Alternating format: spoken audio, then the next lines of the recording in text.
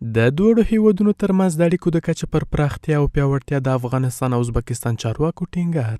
ارګ په یوه خبرپاڼه کې اعلان وکړ چې د رئیس الوزرا اداري مرستیال ازبکستان ته د خپل سفر په دوام کې د دې هیواد د سمرقند له والي سره لیدلي دي او په بېلابېلو برخو کې د دوړو هیوادونو د اړیکو پراختیا برخه کې خبرې کړي دي. د سمرقند والي هم ویلي ازبکستان هم له افغانستان سره په بېلابېلو برخو کې د اړیکو د پراختیا غوښتونکی دی.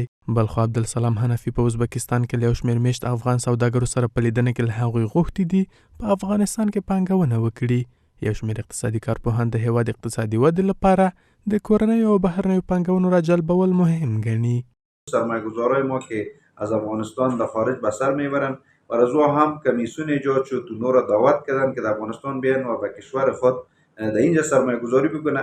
این سرمایه گذاری در افغانستان میتواند که در آینده هم اقتصاد کشور ما را قوی تر بسازه و هم در بخش از بین بردن بیکاری هم نتیجه خوب به دست بیاریم. ورود تعداد سرمایه گذارایی که در ازبکستان هستن یا جای دیگه سرگزی طریق میان در افغانستان سرمایه گذاری میکنن، فکر میکنم این هم یک گام بیشتر و بهترتر به سوی یک باورمندی های مردم افغانستان به سوی یک آینده هستند. د اسلامي امارت له بیا ځلې واکمنۍ وروسته د افغانستان او ازبکستان ترمنځ اړیکې نوي پړاو ته دننه شوي دي. افغانستان لپاره د ازبکستان ځانګړي استازي د وروستیو کې اعلان وکړ د کابل او تاشکند ترمنځ اړیکې په لوړه کچه کې دي او دواړه هیوادونه په هڅه کې دي هغه له پخوا ډېرې پراخې کړي.